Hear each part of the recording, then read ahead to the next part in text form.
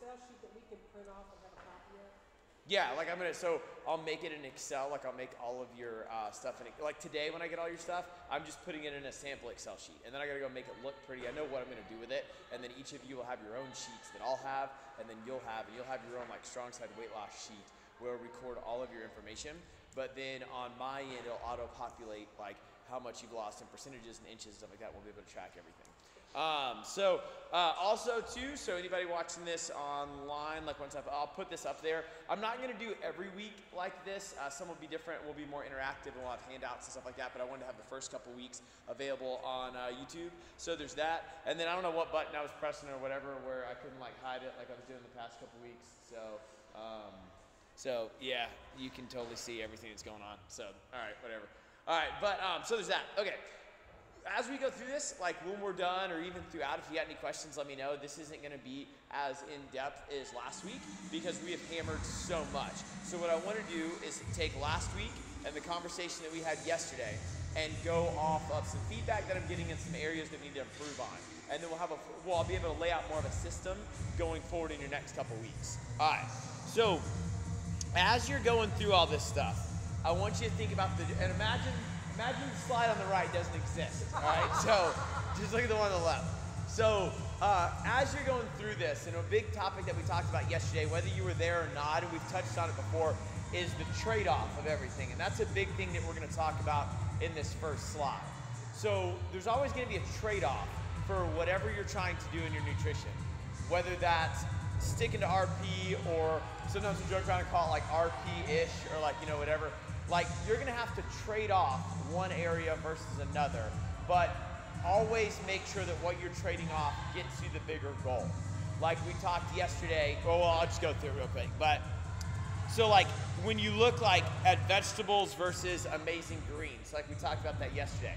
Like, I'll give you an example. Here's what I trade off. So, I don't train till after meal 3, so at 12:30. So my first meal, I don't get any carbs. I get protein, half serving of fat, and 2 servings of vegetables, or 2 servings of mixed greens. So in theory, what I had to do when I first started was blend up ice and spinach and protein, and I just wasn't willing to do that. Like, what's the trade-off there? It's like, I'm willing to follow the program, but I'm not willing to blend up spinach and ice because I can't have any carbs, I can't have any fruit, I can't have anything that drowns out that taste.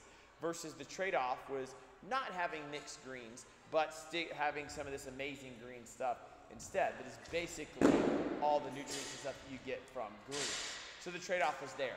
We talked about like traveling, for example. Like a lot of people get really concerned about this, like traveling, what am I gonna do, stuff like that.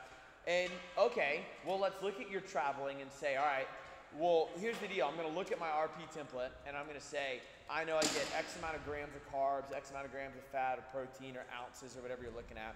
And whether you pull up the menu ahead of time or whether you're there or whether you use MyFitnessPal and just kind of get an idea, and you're at some degree just making some type of scope of whatever you're supposed to enter there with. And you're on a vacation or you're on a business trip or whatever.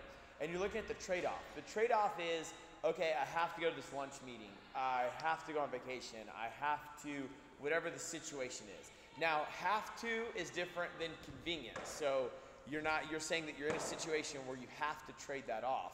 And you're gonna enter that meal with the best of your ability, eating as close to the RP as you can. And then sometimes, and I bring that up because sometimes it will defeat somebody. Like a lot of times people look at it and go, well, I'm not able to follow it 100%, so it's like, oh, why even do it or whatever. You going from no nutrition management to some nutrition management and trying to get as close to that template as you can is way better than the trade-off being, well, I'm just gonna go to Chick-fil-A twice a day, or I'm gonna have this or whatever for the whole week, and you're blowing it off completely. So some sort of trade-off is always gonna be needed. But what you're trading off is trying to get as close to the template as possible. So for example, we made that joke about Kim loves rice-a-roni. And we did that yesterday with the meal prep day and stuff like that. And there has to be like that trade-off. So if the trade-off is I'm gonna eat this because it's as close to my template as I can get, then the contrast to that is not eating well at all. So long story short, it is okay to give in one area to gain in another if that whole thing is getting you to your goal. You're not in a bad spot, you're not doing it wrong, and you're definitely not mismanaging anything by getting in a real life situation that asks you to trade off one area versus another. Does that make sense? And then you want to look at your trade-offs in frequency. So I keep using the word trade-off, way different than convenience, because you don't want to look at the convenience and say, it is more convenient for me to get close to my RP template right now than I actually had to. Meaning that some days, if you are traveling and you could bring your food, well, that's just out of convenience. You need to just bring your food. But like literally, if you're traveling, or literally if there's no way, like if you go on a 3-day business trip and there's literally no way that you're in a extended stay hotel where you can go to the grocery store and make all your food, like you literally can't do that, then okay, fine. You're getting as close to it as you can, but you're not trading off for convenience. You're trading off because there was no other solution. And then what you're trying to do is take what the RP template and eat your meals as close to the RP template as you can. And then when I made that joke about rice-a-roni, that trade-off is, look, I got to get X amount of grams of carbs. I got to get whatever. And sometimes people might be picky eaters, or sometimes people might not want to eat this food, or they get bored of this food or whatever. That trade-off to eating, using the funny joke of rice-a-roni or a tortilla or whatever you want to say, to hit your numbers, the numbers are more important than trading off something else to not hit those numbers. So eating as close as you can, and the foods that you eat are trade-offs to hit those numbers. And the numbers are what's most important. Then the next thing I want to talk about is weight loss timing. So and I'll probably wind up going back to that slide at the end, but weight loss timing. And we talked about this yesterday. I've talked about it a lot, and you might be overhearing it, but I do want to go through it one more time. So what I mean by weight loss timing is letting the process happen. So we talk about this in your training, to trust the process. Same thing in your nutrition, trust the process. Because a lot of times, using exercise training as an example, it becomes a cognitive decision. It's like, I want to squat this much, I want to PR this much, I want to get this much better. And I know that you do, I know that you want that to be your driver. But sometimes that doesn't always happen. You've all been in an exercise situation where you tried to go through a testing cycle, you tried to go through a workout, and you wanted this energy out of your body, and it just didn't give it to you for whatever reason. There might not even be any explanation for it. It just wasn't your day. So just like when you go into a week of weight loss, and it's like every other week you lost 3, lost 3.5, whatever, and then you lose 2, you didn't really do anything wrong. That was just part of the process. And you're also becoming a smaller person. So I have no doubt that you're going to do amazing. And I truly mean that, because of the involvement, the attendance, the questions, the interaction we've had. You're all going to do amazing if you haven't already been doing amazing. But you're also going to become a smaller person. This is a weight loss class, right? So you're going to become smaller. And even if it's just 2 pounds, even if it's just a pound, whatever, that is of a smaller person. So if you are gung-ho and you RP the bananas out of this, and you meal prep everything, and you lose 5, 7 pounds this week, and the next week 5, that's great, but you're already at 10 pounds. Like, what if you weighed 10 pounds less than what you do right now, and you bought a different template off RP? Like, that's another person, right? So you're gonna get smaller. So your numbers might not be what they used to be, and that's not a bad thing. Any progress is still progress. So if I weigh 200, losing 5 pounds, 5 pounds, 3 pounds, 1 pound, well, now I'm 180. So that's a whole lot better. It's harder to lose more the smaller that you are. And just because a week goes by, no matter how diligent or hard that you work, and it doesn't go the way that you want, that cognitive decision doesn't mean that's not a good outcome. Because we'll sometimes psychologically set ourselves up for, I'm gonna lose blank pounds this week. And I know you really want to. Like, for example, some of you guys saw that we just started this study at KSU, and a bunch of us went over there, and we got like all of our DEXA scans done and stuff like that. And so, and I'm just using Kim as an example. So she gets her body fat percentage done, and I forget what it was, but it said she had like 23 pounds of body fat on her body, which that's not a lot of body fat for anybody to have on their body. But it sounds like a lot, 23 pounds, whatever. So this other girl here was like, I don't feel like she has 23 pounds of fat on her body. That can't be right.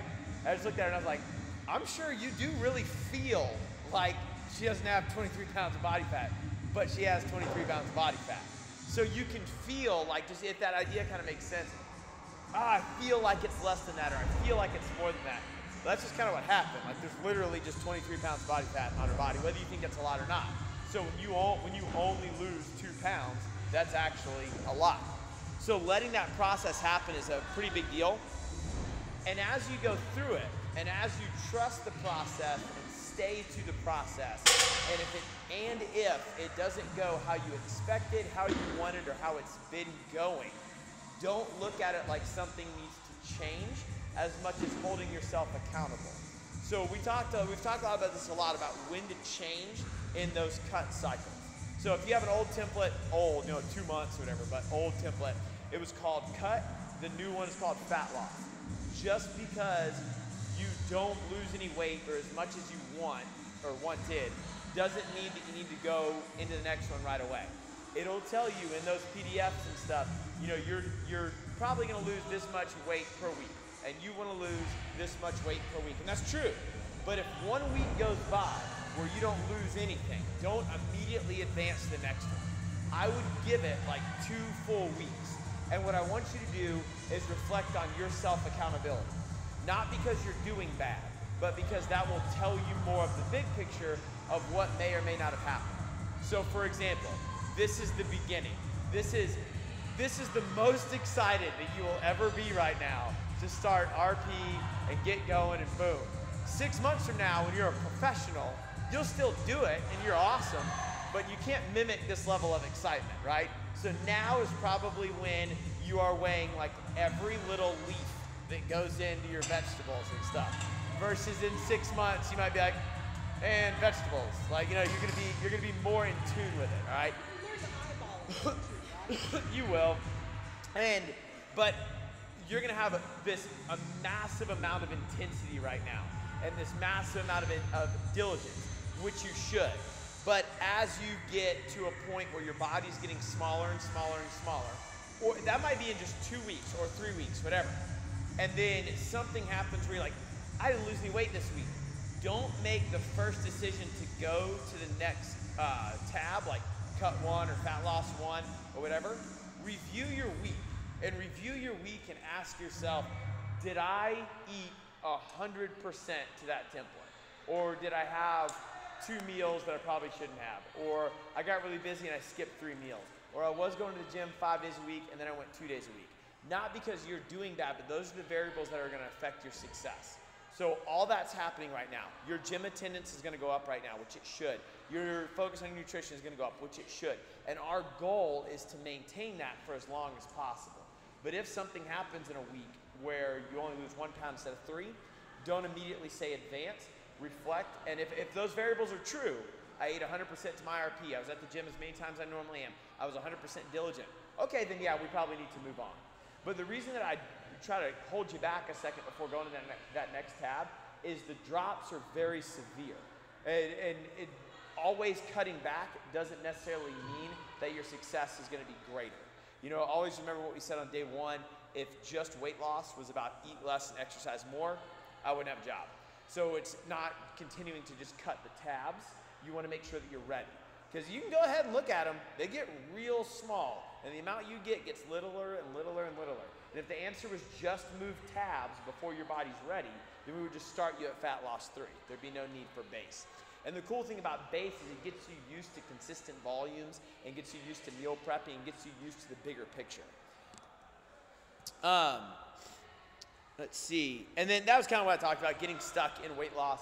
So that's going to happen. All of you are going to have these massive weight losses up front. Think of it very much like your physical training, so like squats, deadlifts, whatever. You have these massive PRs up front, and then they get smaller and smaller. So you have a 30-pound deadlift when you start. And 1 second. You have a 30-pound deadlift PR when you start, and then your deadlift went up and up and up, and now it's double body weight, and you have a 5-pound deadlift because it's already so good.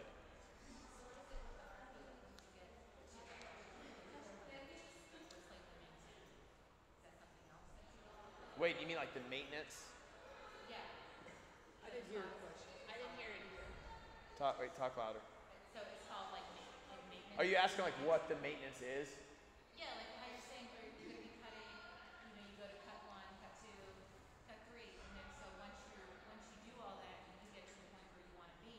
Yeah.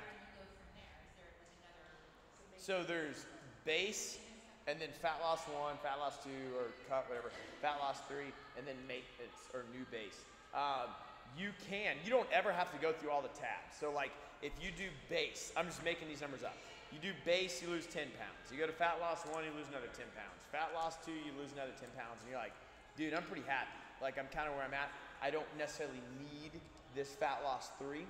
You can just go over to the new base or the maintenance. And that might work well for you for a while, or if you feel like you need to advance further, you can get another template at your new body weight.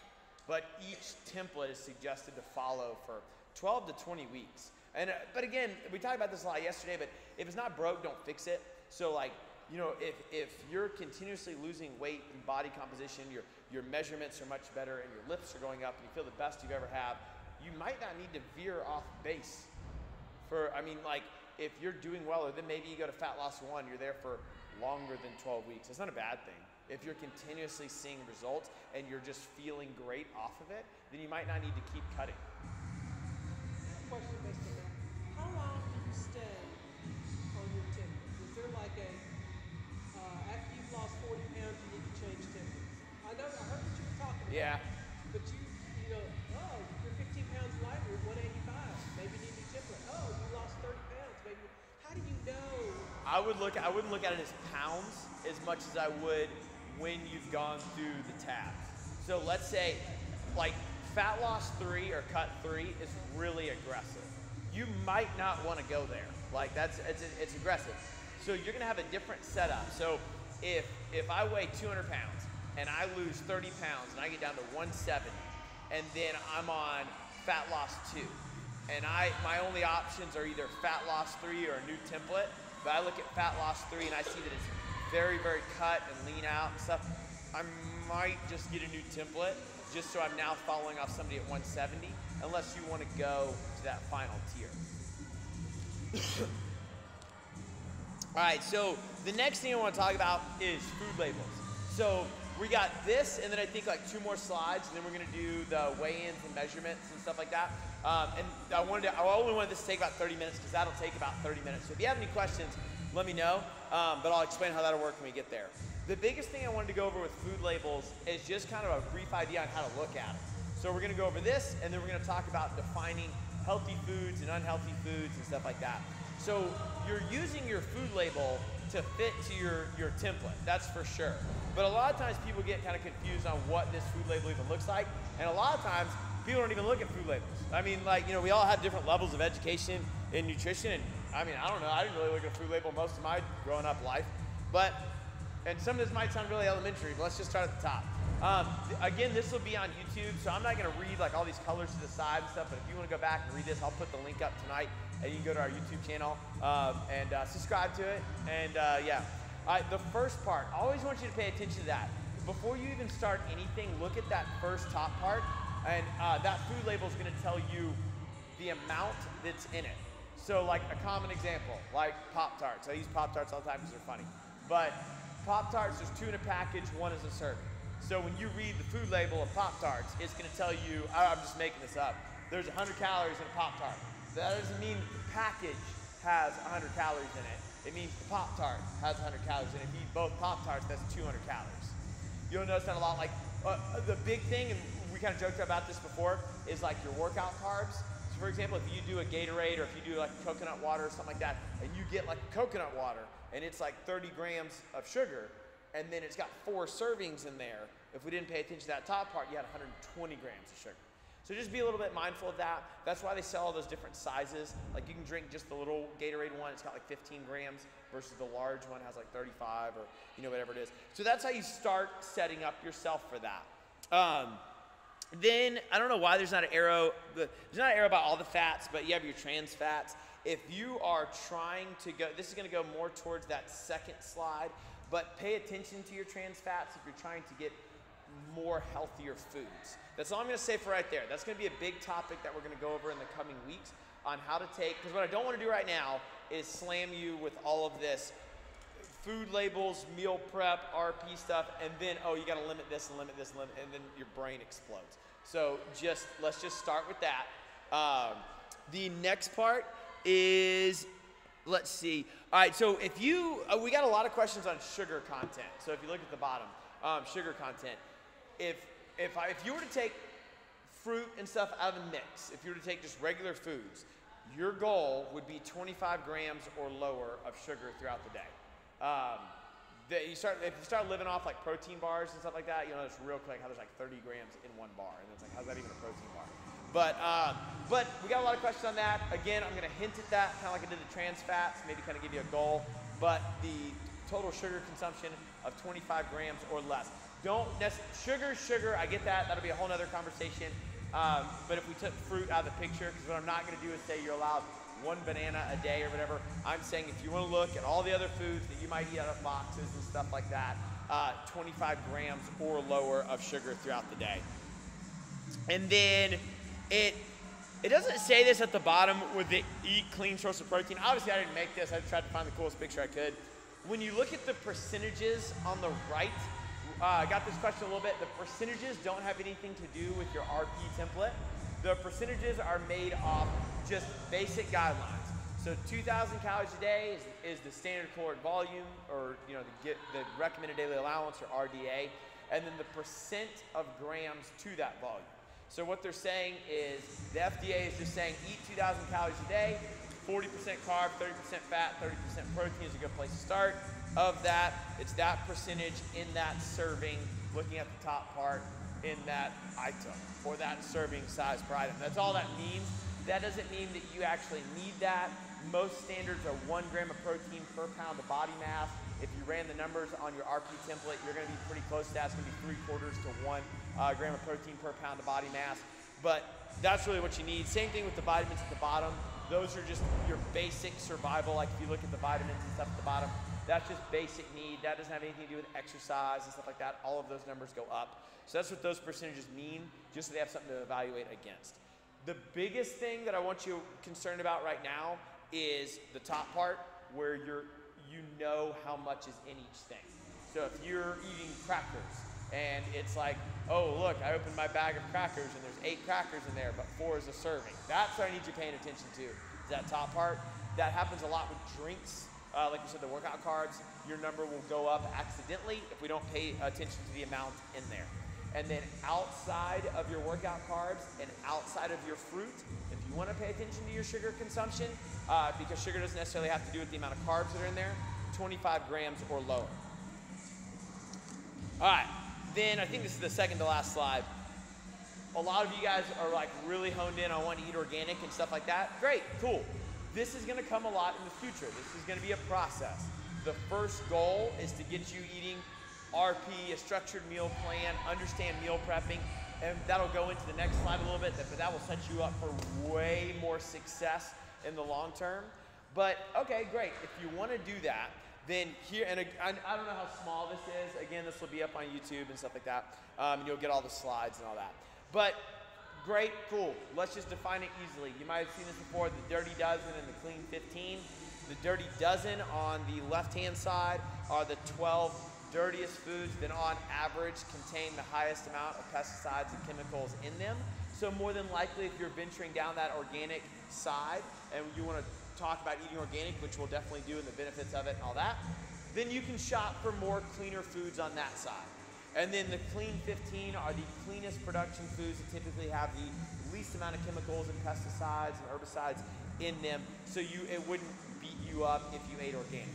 And I keep getting that question a lot, so I want to give you some information on it, and I gave you like 3 little guidelines and goals, paying attention to your trans fat, sugars of 25 grams throughout the day or less outside of your workout carbs, outside of your fruit, and then the Dirty Dozen and the Clean 15.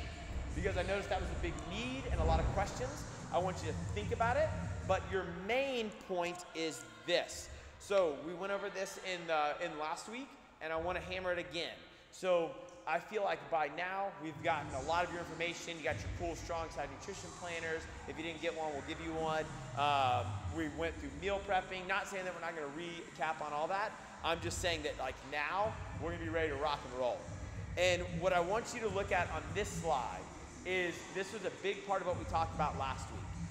I understand organic. I understand the sugar. I understand the trans fats. I get it. But if you want to talk about getting started in weight loss, meal prepping success, and making sure that you're not overloading with all this information where you drop off, and you're ensuring that not only can you meal prep, but you can sustain that success in meal prep.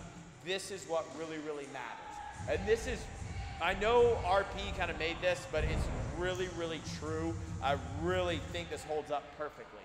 Look at where you're getting your success from.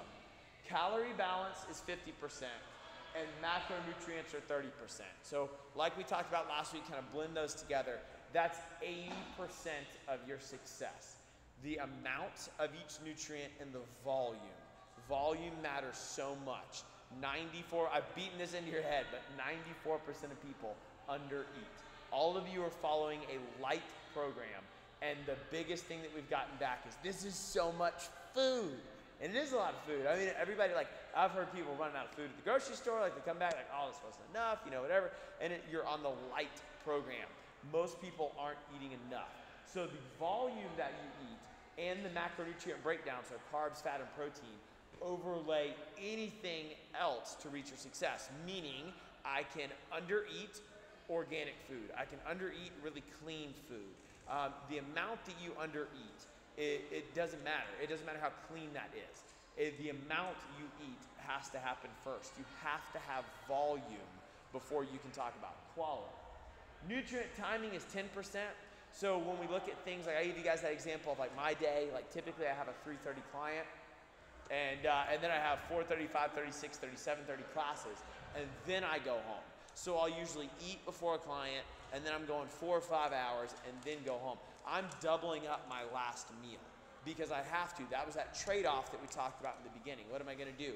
Not have a nutrition plan, or is the trade-off, okay, I can follow the nutrition plan, but that's just my life. I can't be like, hey Beth, keep warming up over there. I'm gonna go eat real quick. Like, that's not a good service. So you gotta combine those together at night.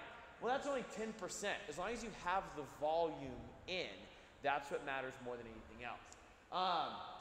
And then that has to do with food composition as well, but supplements are 5%. So take your protein out of the picture. So I know that a lot of you guys got protein and stuff, and if it's either at my house and you'll have it on Monday, or if some of the stuff is on back order, like the cocoon, it'll be here this week. But anyways, don't look at the protein as a supplement. I get that it's a supplement, but the reason that you're taking protein is basically just to substitute your other proteins. You're honestly really taking out a convenience and to stay full. So if after the workout you would like to whip out some cold salmon and just chow down on some salmon right after the workout, you can do that. Or you can have a protein shake. Protein shake costs less than the salmon, and it's much easier. That's really what you're doing. So, but let's look at, like, you know, people go to, like, there's all these funny memes on the internet that's like, you know, like a 150-pound dude, and he's like, just this, and it's like, he's buy a stack of supplements, and it's like $300 on supplements, $50 at the grocery store. Like, maybe it's just dudes more than it is women, but, you know, it's creatine and beta-alanine and BCAAs and crealkaline and all this stuff, supplement stack, but then there's no attention to quality in the food. And the food will get you much farther than the supplements. If you guys remember that example that I gave about steroids, steroids don't make you big and strong. They allow you to work really hard to never be sore so you can be big and strong. They allow you to come into the gym every single day, never being sore, always recovering. You still got to come into the gym every single day, multiple times a day, if you even want a chance at competing with Lance Armstrong or looking like a bodybuilder, being a professional athlete. You don't get to sit on the couch and just take steroids. So, use the steroid example to talk about supplements. You can take all supplements you want, but you still have to be doing good work with good nutrition management. So the whole goal is to have volume. Think volume, think macronutrient breakdown. Think the 3 goals that I gave you. Sugars outside of your workout carbs and outside of your fruit at 25 grams or lower throughout the day. Keep an eye on your trans fat just to make sure that you're not having enough. You can look at those percentages on the right. And then look at the top of that food label where you're seeing the breakdown of it. And then you're seeing, okay, this is how many servings are in each thing. You'll just become more aware of how to do that. You'll also notice too that your healthy foods don't have food labels. But that's where you use MyFitnessPal to plug that in and go against it. And then you can use the Clean 15 and the Dirty Dozen as just kind of markers to start venturing down that road. So if you understand trade-off, you understand things like the trade-off being, oh, I got a client and then 4 classes, I'm gonna double up in this meal to trade off I have to travel. Okay, what does that trade-off look like? Because the trade-off can't be neglect the diet completely. It starts next whatever day when I'm back. The trade-off is, okay, I'm gonna do the best I can to stay as close to the tempo as possible. Cool?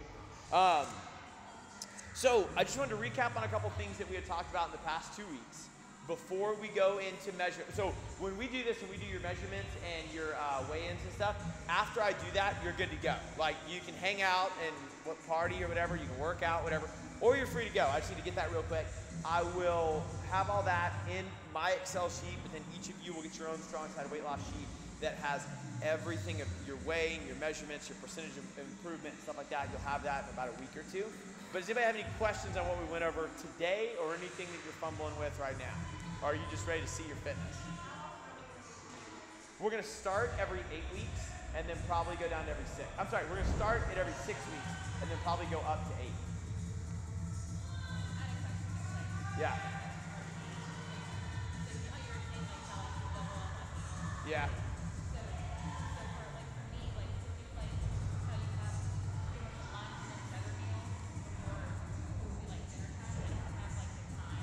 Yeah.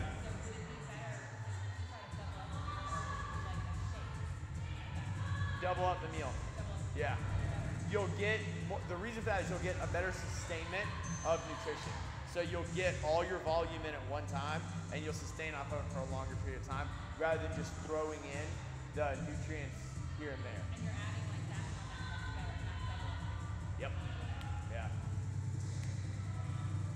Cool? Can you do like, so for example, could you do like half of that middle meal here and half here? Yeah, as long as you get the volume in. Yeah. Because that might be like a lot of food. It's a lot. So like, you can, the only reason I'm saying like don't do a shake is because you're missing other stuff. So if you just did, so like, but if like Deanna said, you just cut it in half, you're still getting that volume in. It just needs to be consistent. Or if life happens or whatever, it's like, okay, how do we adjust to the situation that just happened? And you can, yeah. That's what I do. I mean, it's a lot. My dinner's like 3 tacos and a bagel and a protein shake. Like it's a lot of food. It's like, okay. But you love it. I do, because I'm so hungry. I'm so hungry. And if you have RP questions, I'll be here. Well, let's do that. All right, so let's go ahead and weigh you guys in, and then the RP queen